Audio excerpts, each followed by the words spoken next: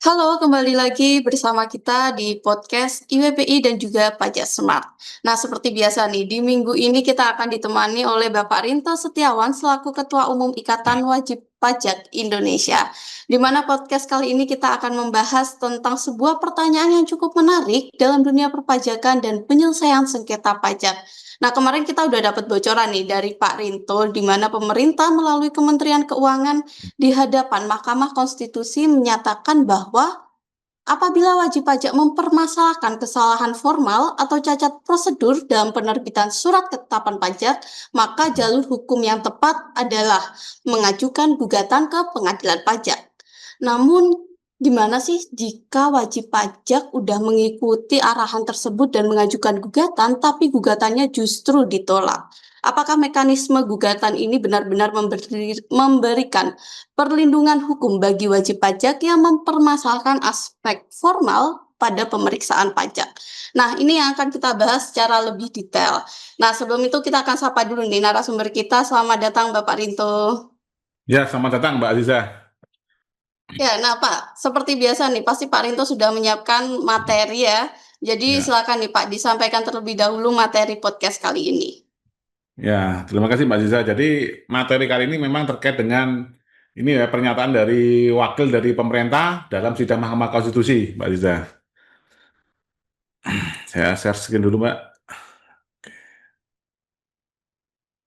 Sebelum saya share screen, saya tunjukkan videonya dulu, Mbak ya. Siap Nah, Pak, ini biar silakan. kita, nah, ini terkait dengan pernyataan dari pihak pemerintah yang diberikan oleh Bapak Yon Arsal dari Kemenkyu, Mbak ya, dalam sidang di Pengadilan Pajak.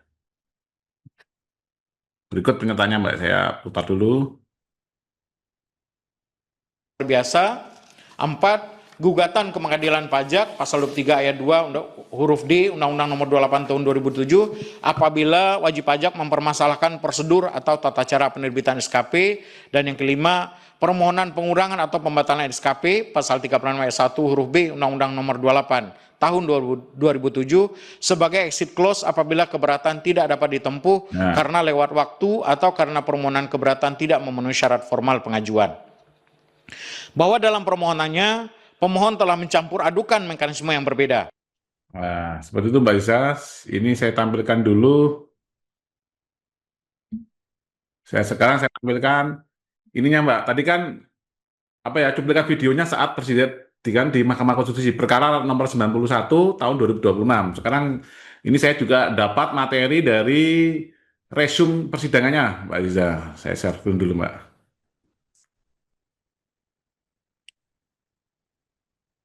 Nah, ini risalah persidangan seperti ini Mbak. Atas penerbitan SKP, wajib pajak dapat menempuh langkah sebagai berikut. Ya, ini kan keberatan, banding, peninjauan. Nah, ini, Mbak. Gugatan ke pengadilan pajak sesuai dengan pasal 23 ayat 2 huruf D Undang-Undang Nomor 28 tahun 2007 apabila wajib pajak mempermasalahkan prosedur dan tata cara penerbitan SKP. Nah, seperti itu Mbak Ziza. Jadi di sini disebutkan seperti itu Mbak Ziza. Tapi sebagai informasi Mbak Ziza, belum ke materi bahwa pihak otoritas perpajakan atau pihak pegawai DJP di lapangan tidak pernah ada Mbak menyarankan upaya hukum gugatan Mbak Aziza. Ini yang perlu dicatat, Mbak. Jadi tidak pernah ada menyarankan ada lembaga namanya gugatan pasal 23 ayat 2 huruf D tadi. Nah, yang ada disarankan paling keberatan banding, itu aja Mbak. Tidak pernah ada disarankan untuk gugatan. Jadi ini sangat kontradiksi nih pernyataan wakil pemerintah dalam hal ini Kementerian Keuangan dengan praktek otoritas pegawai pajak di lapangan. Langsung saya share screen materi saya.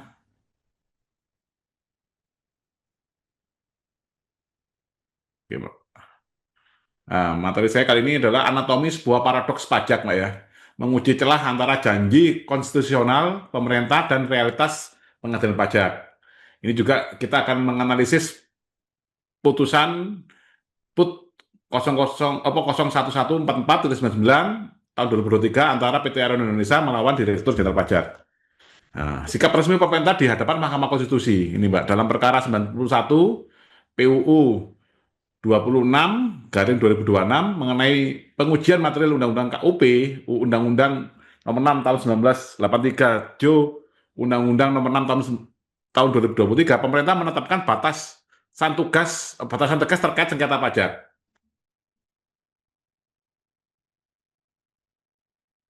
Undang-Undang Nomor 28 Tahun 2007 telah menyediakan mekanisme yang sesuai untuk setiap jenis permasalahan. Apabila permasalahan terkait dengan SKP yang penerbitannya dianggap tidak memenuhi prosedur formil, wajib pajak dapat menempuh jalur gugatan. Ini Yon Arsal mewakili Kementerian Keuangan. Nah, matriks penyelesaian sengketa pajak ini versi pemerintah. Substansi yaitu tipe permasalahan SKP cacat material. Nah, isi angka temuan pajak itu mekanismenya jalurnya keberatan dasar hukum pasal 36 ayat 1 huruf B.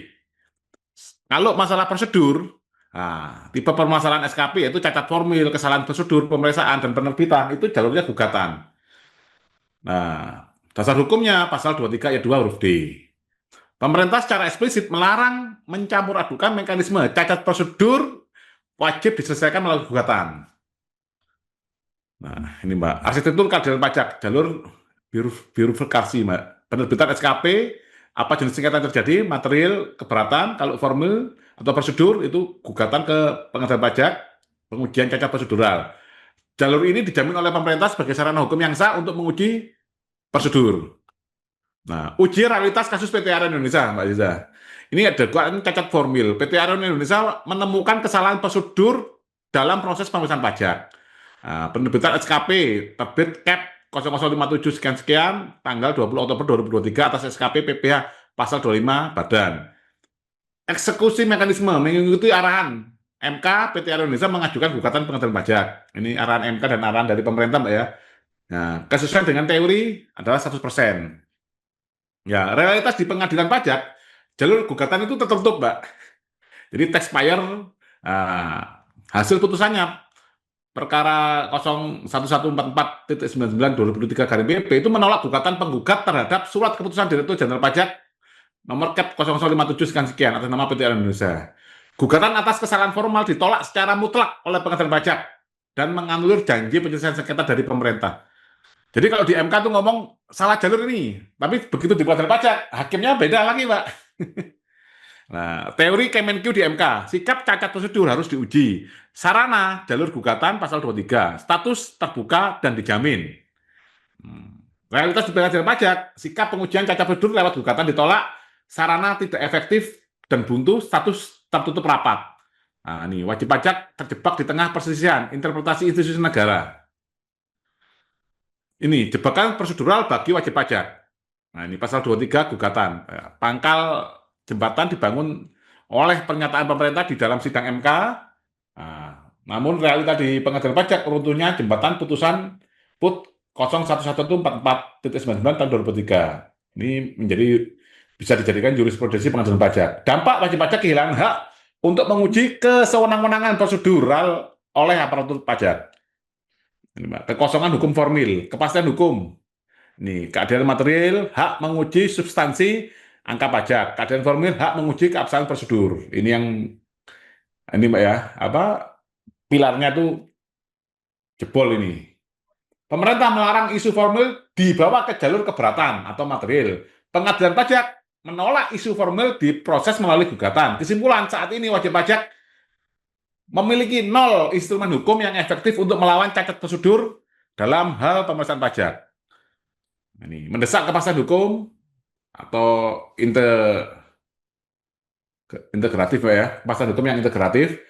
Pelindungan hukum terhadap wajib pajak tidak bisa hanya di atas kertas. Risalah Mahkamah Konstitusi.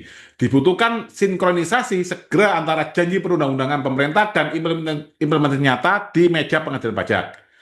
Tanpa penyelarasan ini, cacat prosedur administrasi pajak akan terus menjadi ruang gelap tanpa pengawasan hukum.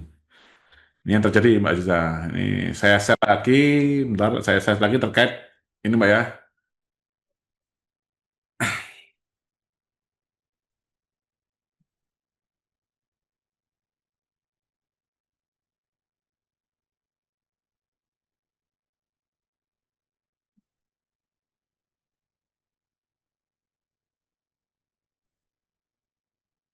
Nah, ini Mbak Aziza, ini tadi yang saya sebutkan putusannya, saya tampilkan. Nah, ini PT Indonesia. Nah, ini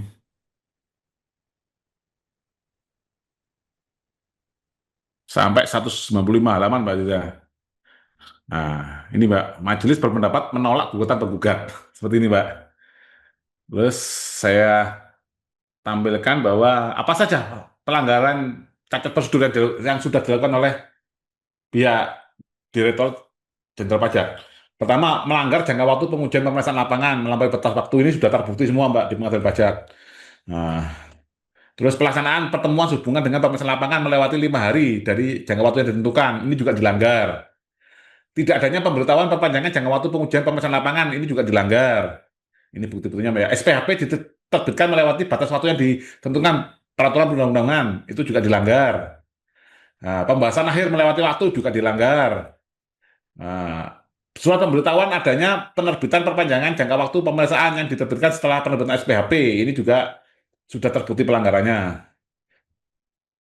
Terus adanya penggugat menerima undangan pembahasan akhir dari pemeriksaan sebanyak 2 kali. Ini juga tidak ada prosedurnya, ini juga dilanggar. Terbukti dilanggar Mbak, di pengadilan pajak. Penerbitan LHP melewati waktu, ini juga terbukti. Nah, pengembalian buku catatan lewat 7 hari, ini juga terbukti. Tergugat tidak menyampaikan kuesioner pemeriksaan, juga terbukti Mbak di pengadilan. Tergugat telah bertindak sewenang-wenang karena menyampaikan undangan pembahasan akhir melalui Markus atau maklar kasus tim yang bukan tim pemeriksa pajak. Ini juga terbukti dilanggar oleh pemeriksa pajak. Ya, tergugat telah bertindak sewenang-wenang karena tidak diberikannya KKP sebagai dasar penerbitan SPHP. Ini juga terbukti dilanggar. Tergugat telah bertindak sewenang-wenang karena SPHP diterbitkan berdasarkan asumsi bukan berdasarkan KKP. Ini juga terbukti. Tergugat telah bertindak sewenang-wenang karena pembahasan akhir hasil pemeriksaan tidak direkam baik audio visual. Ini juga terbukti pelanggaran peraturan perundang-undangan, Mbak Ziza. Yang ke-15, KKP diberikan kepada penggugat setelah SPHP dan SKP terbit dan gugatan telah diajukan. Nah, yang ke-16, tergugat bertindak sewenang-wenang karena melakukan pemeriksaan tahun pajak 2018 tanpa dasar kewenangan. Yang 17, tergugat telah mengarahkan penggugat untuk melakukan tindak pidana korupsi melalui pihak yang diduga mempunyai hubungan kepentingan dengan tergugat. Ke-18, tergugat salah menerapkan dasar hukum untuk mengelabui majelis hakim karena perkara aku adalah mengenai prosedur penerbitan bukan mengenai format penerbitan. Jadi saat di pengadilan pajak ini Mbak Ziza, sebagai informasi bahwa prosedur ini disamarkan menjadi salah tulis itu loh Mbak. Ada undang-undang terkait dengan penerbitan SKP. Jadi tadi kan Pak Yon Arsan mengatakan pasal 23 ayat 2 itu penerbitan ini SKP yang salah, yang cacat prosedur. Itu hanya dimanai SKP itu hanya PMK 80 tahun 2023, Mbak. Itu tata cara penerbitannya, bukan tata cara pemeriksaannya. Jadi saat di pengadilan pajak itu dikunci di situ aja, Mbak. Itu pihak pemerintah itu hanya pura-pura aja. Ngomong di MK itu bisa ada jalur, tapi kenyataannya nanti akan dikunci di formatnya, Mbak. Salah tulis, salah ketik itu loh, Mbak. Nah, 19. Tergugat menolak tunduk dan tidak mengakui undang-undang ini Mbak ya, asas-asas umum pemerintahan yang baik yang diatur dalam Undang-Undang AP. Nah, tergugat menerbitkan SPHP secara cacat kewenangan. Nah, 21. Tergugat menerbitkan undangan pembahasan akhir hasil pemeriksaan secara cacat kewenangan. Ini juga terbukti semua ini Mbak. Tergugat wajib harus tunduk pada PMK 17 2013. Ini tentang tata cara pemeriksaan ya. Tidak hanya tunduk pada PMK 80 yang tadi saya sebutkan terkait penerbitan, tata cara penerbitan. Nah, undangan pembahasan akhir hasil pemeriksaan 9 Agustus melewati waktu yang ditentukan, itu juga terbukti. Sanggahan SPHP penggugat atas formalitas pemeriksaan halaman 2 sampai dengan 6 tidak dicantumkan dalam BA hasil pemeriksaan. LHP diterbitkan dengan tidak kompeten. Nah, jadi ada 25 pelanggaran yang sudah terbukti di dalam pengadilan pajak, namun kenyataannya PT Air Indonesia dikalahkan oleh Direktur Jenderal Pajak dan akhirnya ya mereka saat ini sudah semakin merasa jumawa Mbak bahwa mereka boleh melanggar hukum. Mbak. Oke Pak. Nah, Bapak tadi kan menjelaskan nih bahwa pemerintah di Mahkamah Konstitusi secara tegas ya menyatakan adanya cacat prosedur dari pihak Pak Rinto kan mengatakan bahwa ada dugaan cacat prosedur pemeriksaan pajak yang harus diuji melalui jalur gugatan. Nah, Ya, namun betul. kan dalam praktiknya tadi sudah dijelaskan bahwa gugatan kasus PT Arion Indonesia itu justru ditolak gitu oleh pengadilan Ya. pajak. Nah, menurut Bapak nih, dengan adanya kontradiksi ini tuh kenapa sih Pak bisa terjadi dan bagaimana nih dampaknya kepada para wajib pajak di luar sana gitu Pak? Ya, terima Silakan kasih Pak. Mbak. Jadi menurut saya sendiri Mbak yang sudah sebagai praktisi yang juga sering ada di pengadilan pajak, Jadi memang sudah terjadi yang namanya otoritarisme di dunia peradilan pajak, Mbak Aziza. Jadi yang menjadi hakim di pengadilan pajak itu ternyata mantan-mantan pegawai DJP atau pegawai bea cukai, Mbak Aziza. Jadi kita ngomong ini pelanggaran prosedur ini bisa bisa digugat pakai pasal 23 ayat 2 Undang-Undang KUP itu, Mbak Aziza. Itu realitanya di lapangan, Mbak. Mereka nggak mau, Mbak, pakai undang-undang yang lain. Mereka maunya PMK 80 tahun 2023. Coba kita buka, Mbak Aziza, kalau bisa ini. Nah, PMK tadi berapa, Mbak, yang saya tunjukkan? Coba cari ini, Mbak, ya. Nah, PMK, bentar, Mbak. PMK 80 tahun 2023. Mbak Isa, coba cari itu dulu. PMK 80 tahun 2023. Ini saya bukakan undang-undang KUP-nya, Mbak, ya. Nah,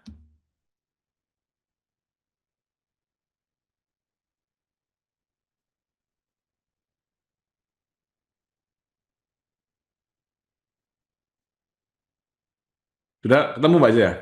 Sudah, Pak. Nah, itu bunyi pasalnya apa, Mbak? Coba dilihat, Mbak. Pasal nomor Nah,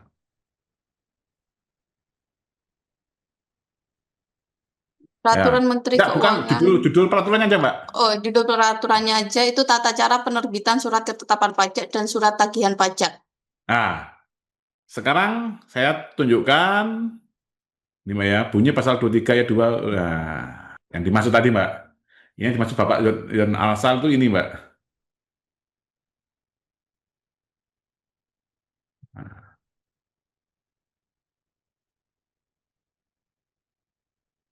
22, ini. Pasal 23 ini, Mbak, ya. Kelihatan, Mbak, ya?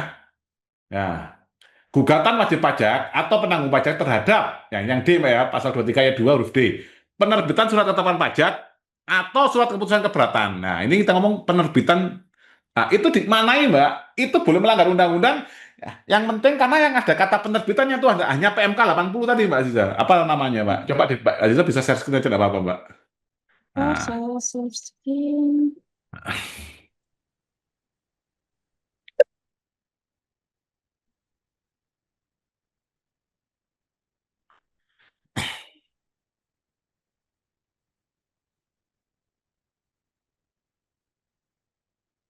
nah. Jadi sekian banyak aturan, Mbak. Mereka hanya aturan pada tata cara penerbitan. Kalau di aturan ini, Mbak, itu hanya formatnya saja, Mbak. Jadi melanggar yang sekian banyak tadi, Pak, yang saya ceritakan ada 25 pelanggaran kasus PT Indonesia, itu tidak dihiraukan, Mbak. Mereka hanya perpacuan penerbitannya. Kamu harusnya pakai 23 ayat 2 huruf D, acuannya juga ini loh, Pak. Jadi tidak boleh saya mengatakan melanggar aturan yang lain selain ini aja, itu loh, Pak. Jadi ini masalah diksi, jadi kita dibodoh-bodohin sebagai rakyat. Mereka pikir mereka adalah orang yang ini, Mbak, ya, yang kebal hukum. Nah, padahal ini pesan saya sama pegawai DJP dan para hakim di pengadilan pajak bahwa ingat ada perhitungan yang abadi, Mbak, ya, yaitu setelah kita mati nanti ada perhitungan abadi. Seperti itu, Mbak Aziza. Jadi yang dikatakan Pak Yon Arsal tadi di MK itu tidak sesimpel itu, Mbak Aziza. Pak. Nah, kalau seperti itu nih Pak, terakhir sebelum menutup podcast episode kali ini, siapa sih Pak yang sebenarnya harus kita percaya? Tentunya oleh kita ya Pak sebagai wajib pajak itu sebenarnya siapa sih Pak yang harus kita percaya? Pemerintah yang menyatakan cacat prosedur dapat diuji melalui gugatan atau malah pengadilan pajak yang dalam praktiknya menolak gugatan tersebut dalam kasusnya Pak Rito. Gimana Pak? Ya, jadi kalau sekarang, Mbak, ya, kalau kita lihat sistem kondisi struktur perpajakan kita, struktur organisasi perpajakan, itu sama-sama kita sebagai rakyat tidak bisa kita percaya siapa-siapa, Mbak Isa. Karena nanti itu mereka itu teman semua, Mbak. Itu kan Pak Yon Azam mewakili pemerintah. Nah, punya anak buah juga Direktur Jenderal Pajak, itu loh, Mbak. Jadi hanya sandiwara saja, itu loh, Mbak. Jadi nanti yang gugat di MK nanti akan dikecoh, gitu loh, Mbak. Gitu loh, Mbak. Nanti yang gugat di MK tadi, Mbak, itu kan oh, kamu tidak boleh mencampur adukan. Sekarang kalau contoh kasus PT Indonesia, nggak dicampur adukan. Juga salah, Mbak Iza. Karena apa, Mbak? Terjadi satu pasal hukum, ini bisa terjadi 10 tafsir, Mbak. Dari 10 tafsir bisa jadi dimaknai satu tafsir oleh masing-masing majelis ini, Mbak.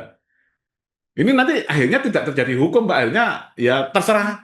Ini saya pegang palu, itu hakim sudah merasa seperti itu, Mbak Iza. Jadi kita sebagai wajib pajak tidak bisa percaya semuanya, ya, karena sistem yang ada tidak memungkinkan untuk mekanisme itu, Mbak Iza. Karena yang bagi mereka yang penting adalah target penerimaan pajak aja, Mbak Iza. Tapi bagi wajib pajak tetap harus berusaha ya Pak ya untuk mencari keadilan itu ya Pak ya? Tetap kalau saran saya kami bagi seluruh anggota IWPI itu tetap harus melalui upaya hukum. Gugatan tetap harus dilakukan biar kita tahu, Mbak. Contoh kasus PT Arya Indonesia 25 pelanggaran ini tidak tembus satupun pelurunya. Nah, nanti kan kita lihat, Mbak, seberapa ini bobroknya pengadilan pajak ini. Gitu loh, Mbak. Oke Pak, terima kasih banyak Pak Rinto sudah menemani kita di podcast episode kali ini. Kita akan berjumpa lagi di episode selanjutnya. Sampai jumpa juga untuk teman-teman penonton Ikatan Wajib Pajak Indonesia dan juga kanal YouTube Pajak Smart. Jangan lupa like, comment, share, and subscribe channel ini supaya kita bisa terus bertemu di lain waktu. Oke, Mbak. Sampai jumpa. Sama-sama, Mbak.